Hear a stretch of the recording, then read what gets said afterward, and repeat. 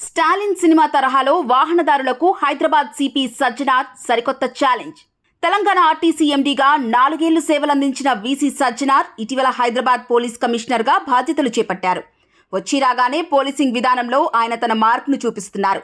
ప్రజల్లో ట్రాఫిక్ రూల్స్పై అవగాహన కల్పించే కార్యక్రమాలు చేపడుతున్నారు. ఇందులో భాగంగానే వాహనదారుల్లో బాధ్యతాయుత డ్రైవింగ్ అలవాట్లను ప్రోత్సహించే లక్ష్యంతో సేఫ్ సైడ్ ఛాలెంజ్ అనే సరికొత్త కార్యక్రమాన్ని ప్రారంభించారు. ఈ కార్యక్రమంలో భాగంగా వాహనదారులు ప్రయాణం స్టార్ట్ చేసే ముందు హెల్మెట్ ధరించడం, సీట్ బెల్ట్ కట్టుకోవడం వంటి భద్రతా చర్యలను పాటిస్తూ ఒక చిన్న వీడియో లేదా ఫోటో తీసి తన 3 స్నేహితులను లేదా కుటుంబ సభ్యులను ట్యాగ్ చేసి సోషల్ మీడియాలో పోస్ట్ చేయాలని చెప్పుకొచ్చారు.